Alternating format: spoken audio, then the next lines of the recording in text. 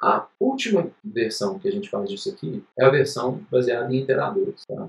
O que é a versão baseada em iteradores? Vai ser igualzinha a versão baseada em ponteiro. Aqui, max element iter. Então, eu vou de alt, eu não preciso, alt iter. E aqui, o meu algoritmo vai receber v.begin, v.end. Ou seja, me fala qual é o maior elemento do meu vector v entre o begin e o end. O begin, ele me dá um iterador para o primeiro elemento do v. O end, ele me dá um iterador para uma posição após o elemento do último elemento do v. Pelo mesmo motivo que eu fiz aqui com os ponteiros. O que é um iterador, na verdade? O iterador, basicamente, ele é uma abstração para ponteiro. Uma adaptação um nível assim, acima de ponteiros, para a gente trabalhar com diferentes tipos de dados, como se a gente estivesse trabalhando com ponteiros. Então eu pego assim, ó, eu tenho um iterador para o meu primeiro elemento. Agora eu não preciso colocar mais o asterisco. Eu tenho um iterador para o primeiro elemento. Como é que eu pego um iterador para o primeiro elemento? V begin. Como é que eu pego um iterador para o último elemento? V end. Então eu tenho um iterador para o primeiro e tenho um iterador para o último. Quem é o maior elemento até o momento? Vou pegar um iterador M. Tá? Esse T a gente poderia até chamar assim, como às vezes os algoritmos fazem assim, iterator, uma coisa assim. Vou deixar iterator só por enquanto, depois a gente muda isso de volta para T, só para deixar claro que aqui o T a gente está esperando um iterador. Então tem um iterador para o primeiro elemento e um iterador para o último elemento. E aí o meu iterador M vai ser um iterador para o begin. O iterador, no fim das contas, ele está apontando para o elemento também. Ele está só embrulhando esse conceito do ponteiro. Então aqui eu faço o iterador I começa em M mais 1, enquanto o I for menor que o end, eu ando com o meu iterador. Se na hora desse referencial I, o valor que o iterador aponta for maior que o valor que o iterador do M aponta, então eu quero que o iterador M aponte para o I. Não sei se vocês estão reparando, mas tudo que eu fiz aqui foi mudar o nome desse. Só isso que eu fiz. Basicamente, eu só tirei meu asterisco. É só isso que eu fiz. Vocês vão reparar isso. Se eu tirar só o meu asterisco aqui, ó, esse algoritmo aqui com ponteiro, o I para iterador é igualzinho. É igualzinho. Então vamos voltar aqui, vamos colocar o P. Então o iterador ele funciona exatamente. É uma abstração em cima de ponteiro, mas funciona exatamente como ponteiro.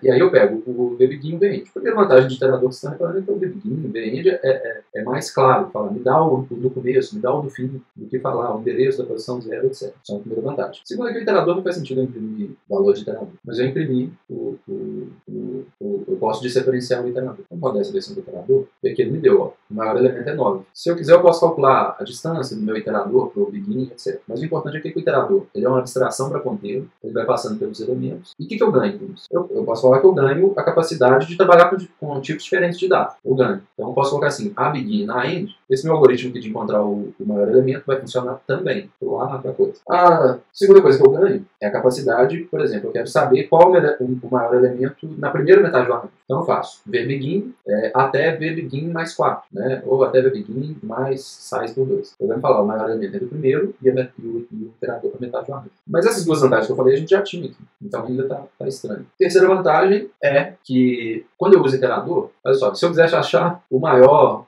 elemento entre VBegin e end, como eu já tenho iterador, os algoritmos do próprio C++ são baseados em iteradores também. Então eu podia fazer assim, ó, max element, vou chamar a própria função do C++, passar para ele os iteradores, e o que ele me retornar, eu retorno. Assim, é claro que eu não faria isso, né? Obviamente eu faria aqui embaixo. Eu não criaria essa função, já usaria a que existe. Mas, ou seja, na medida que eu trabalho com iterador, eu posso passar para frente esses iteradores dentro do meu algoritmo para os outros algoritmos do C++.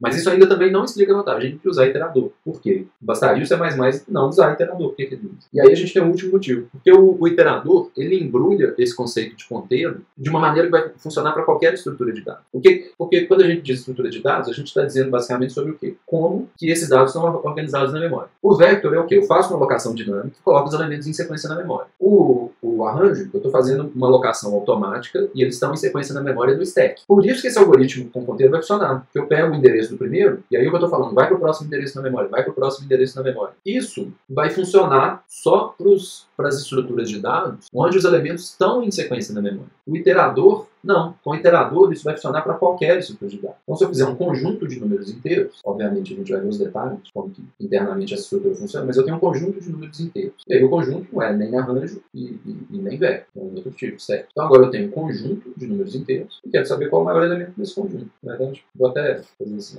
eu tenho, só para ficar mais claro, faz sentido, eu tenho um conjunto desordenado, eu tenho um conjunto não ordenado de números inteiros. com esses elementos. E aí eu quero saber qual é o maior elemento desse conjunto desordenado. Para isso funcionar, ainda tem que fazer algumas adaptações, que são, primeiro é o seguinte, o M. Para conjunto, eu não consigo fazer, como o conjunto não está em sequência na memória, eu não consigo fazer M mais 1. Então, o que eu preciso fazer normalmente eu preciso reorganizar esse algoritmo de modo que eu não vou usar essas somas. Então, a prática comum, nem vou começar por aqui. A primeira prática comum é, em vez de fazer enquanto I menor que o fim, eu faço enquanto I for diferente do fim. Isso aqui resolve o problema porque se os elementos não estão em sequência na memória, eu preciso fazer diferente. Esse é o padrão. Aqui, em vez do I começar em M mais 1, como essa operação M mais 1 não faz sentido mais, normalmente o que eu faço é andar com o meu begin, e aí eu faço. O I começa no begin. Tá? Então, o M é um iterador para o primeiro. Eu andei com esse iterador para o primeiro. Agora o I começa no begin, o valor do I que o I aponta é maior do que o M, aí eu atualizo o M, e ando com o I mais uma posição. Quando a gente executa isso, aqui ele me dá o maior elemento desse conjunto desordenado S, no caso é o 8. Ele não me deu o 8 porque ele é o primeiro, tá? Se ele tivesse em qualquer posição que ele daria. Isso aqui não funcionaria com esse algoritmo aqui. Então, assim, me dá o S, posição 0. Por quê? Porque o S é outra estrutura de dados, isso não funcionaria.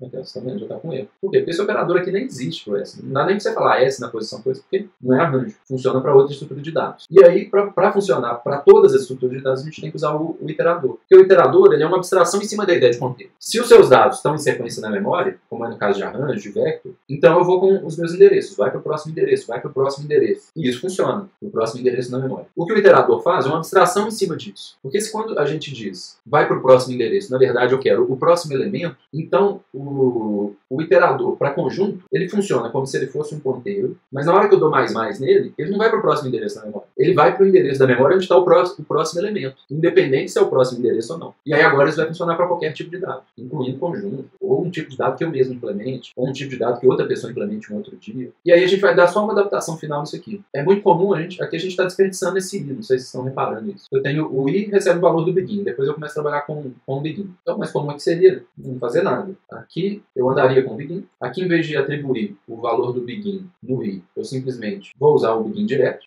Então, eu tenho o begin. O begin é o primeiro, o begin é o segundo, e aqui, se o begin for maior que tal, o M vira o begin. Se não, anda com o meu begin. E o meu begin vai chegar no próximo do M. Como isso aqui? Isso aqui não está com cara mais de porta. Isso aqui está batendo mais com um while. Eu não tenho condição de inicialização, então eu fiz isso aqui. Então, ó, M é o begin. O begin vai para o segundo. Enquanto o begin for diferente do M, se o begin, o valor que o begin aponta, for maior que o valor que o M aponta, então o M passa a ser o begin. Eu vou com o begin para o próximo e continuo fazendo enquanto isso o begin for na frente. E aí, no final, eu retorno meu M. E rodou, e ele me disse, ó, o maior elemento do seu conjunto desordenado é 8. Só com o iterador que eu conseguiria fazer isso funcionar.